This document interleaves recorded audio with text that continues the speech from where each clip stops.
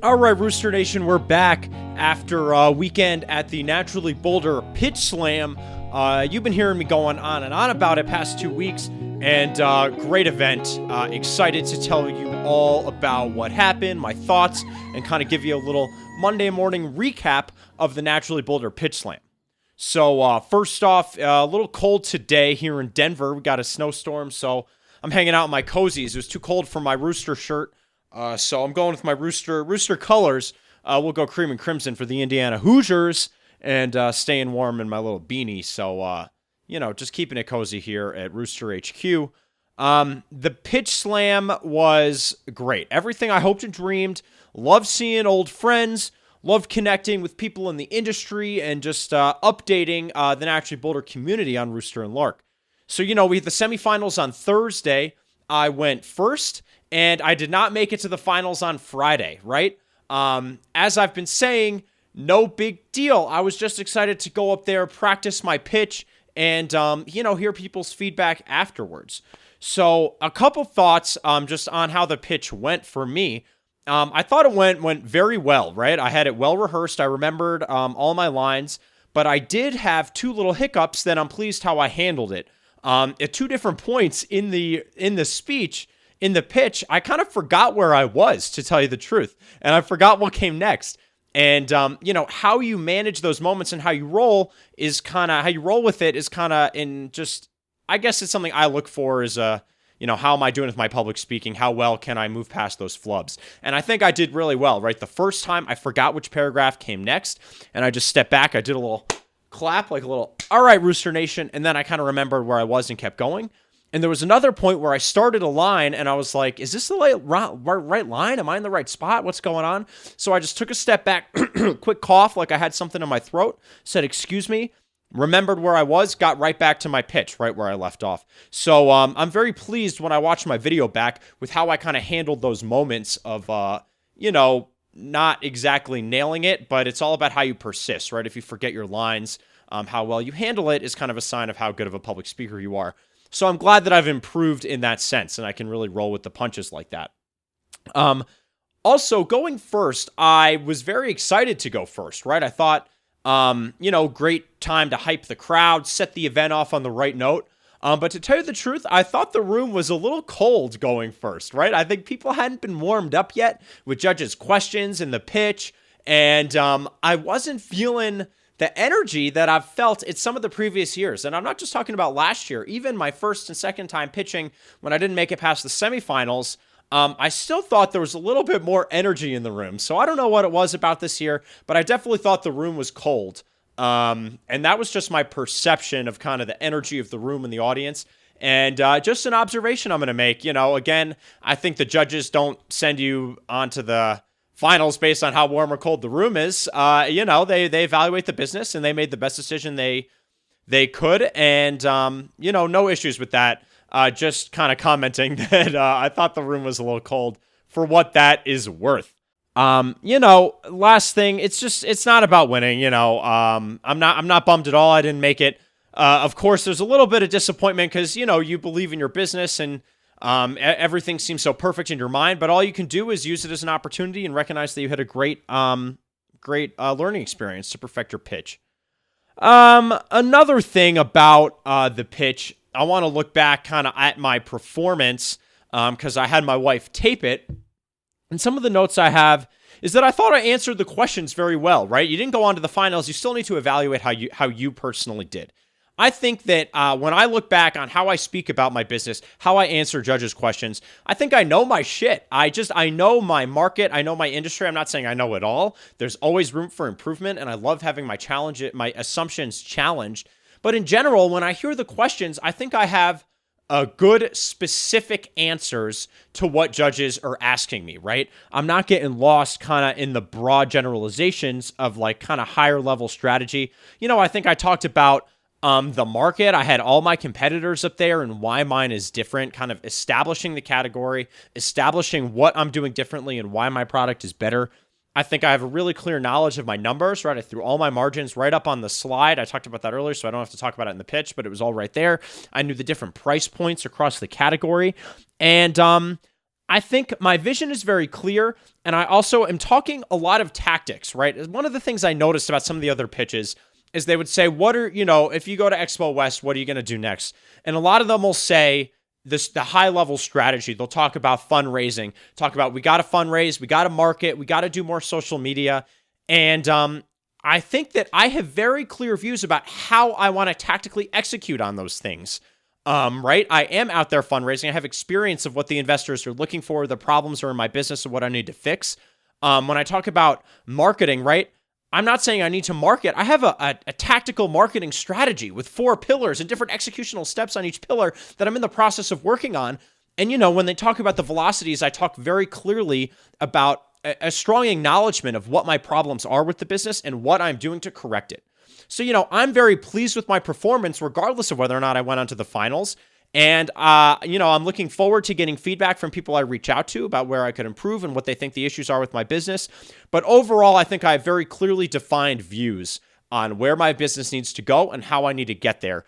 And that's my big takeaway. And I could not be happier with how I answered the questions. The last thing I want to talk about is after connecting with a couple companies after the Pitch Slam, a lot of them were talking about the connections, right? How a lot of the value obtained from winning first, second, or third in the Pitch Slam is all the connections you can make. And I want to demystify that a little bit because I don't think those connections are beyond your reach, right? When I go and I look at all of the things that are being offered, right, a lot of it is strategy sessions with a lot of the local investment firms or other local companies, right? Like I know Bobo's is on there. And I guarantee you, if you reach out to these people, you send them an email, you send them a LinkedIn message, you say, hey, enjoyed, we competed in the Pitch Slam, we didn't make it to the finals, but I'd love to connect with you and get your feedback on my business. I guarantee you 95% of the people you reach out to will say yes.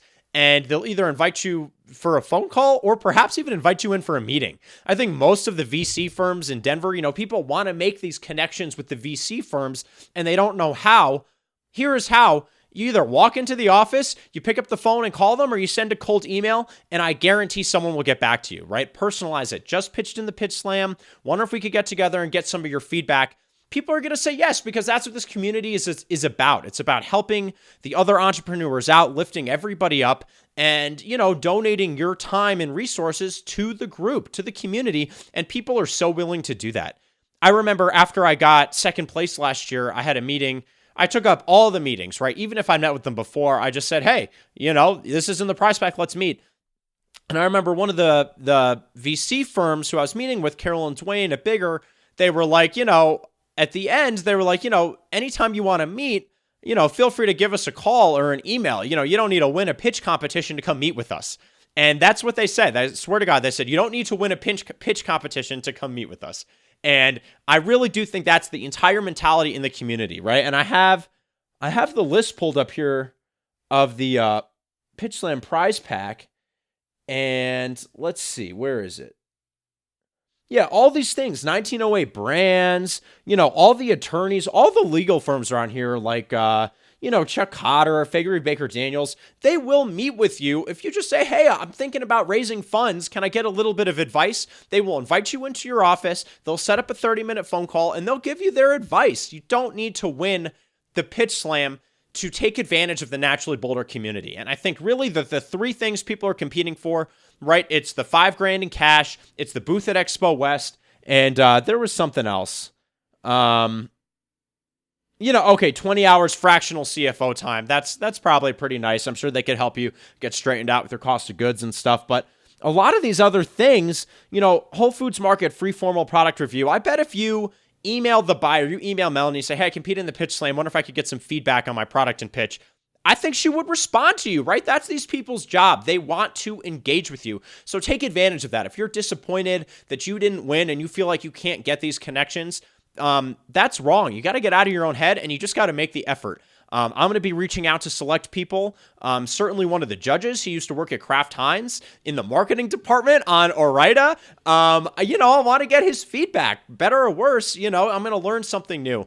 So that's all I want to say about the prize pack is don't be down if you didn't win and you feel like, oh, if I could get those connections, if only I could win and get those connections. It's just not the case. You can get those connections. And I promise you, winning the Pitch Slam does not mean all of a sudden, all these VCs are going to be fighting to invest in you, right? They're still going to evaluate the business as you were any other person. So just wanted to keep that in mind. I think this gets me onto one final topic. I've gone on a little longer than I would like, is about the big win mentality. I want to say it's about losing the big win mentality and thinking that if you win this particular big event, your business is going to be transformed overnight. And that is totally, totally, totally false. And I think you need to lose that mentality in order to take full ownership and full responsibility of the success of your business. So let me elaborate on that a little bit. For the Pitch Slam, if you think that if you win the Pitch Slam, that your business is a guaranteed success, that is wrong, right? You still need to take full ownership once you win the Pitch Slam to follow up on all those opportunities and make it happen. And, try and raise money, try and gain more distribution, maybe go to Expo West. But it's not going to be an overnight success. And you can see that if you look even at other things. Another thing that I always like to talk about with this is Shark Tank. So many people think that, if they could only get on Shark Tank, their business would take off. You can't count on that as your business plan, right? I'm not saying you shouldn't apply. Chobani Incubator, same thing. Shark Tank, Naturally Boulder Community. You got to apply because you got to follow up on all opportunities, but you also need to take full ownership, and you need to say, okay, if this doesn't come through, what am I doing strategically and tactically to make my vision come true? And, those types of things, winning those types of things cannot be your business plan. They can be something that can help you, and if you do get it, it will be a big win, but it's not going to transform your business overnight. All the businesses that went through Chobani Incubator, right? They're not all of a sudden multi-million. They're not all huge, right? Chobani Incubator is there to help you, but it's still up to you to execute. And same with Shark Tank. People think Shark Tank's a guaranteed success. I go and I look at all of the companies, right? When I rewatch old Shark Tanks, I will Google the company to get the update, and a lot of them have closed. A lot of them didn't make it beyond Shark Tank. So I think it's an important thing to, if you're super disappointed, right, when you don't get when you don't win the Pitch Slam, when you don't get Chobani Incubator, when you don't get Expo Pitch Slam, when you don't get accepted to Shark Tank, I think it's important to take full ownership and be working on a plan strategically and tactically that does not involve those things, because you can't count on them. And even if you do get them, it is not going to change the course of your business like that. It is just a fallacy. It's still on you to execute and take advantage of the opportunity. But the opportunity alone is not going to be a big win. So don't be so disappointed about losing the Pitch Slam. Ditch the big win mentality and start executing on your plan to make your business a success. Rooster Nation, what are we at here? Oh my gosh, 13 minutes. I've droned on. I've put the farm to sleep. So that's all I got. Thanks for coming to the Pitch Slam. For those of you who saw me, said hi. Love the number of people who said you've been watching my videos. I really appreciate it. I love hearing from people that you've been seeing my content. That's a big thing. I was blown away by the number of people who came up to me and said, I've been seeing your videos, and I've been watching your videos, and I've been loving your videos. Makes my heart skip a beat because I'm putting a lot of effort into it, and I'm glad that people are enjoying it, on some level. So, all right, Rooster Nation, I'm out of here. I will catch you later this week for more Rooster Nation podcast, and we'll see ya. Take it easy.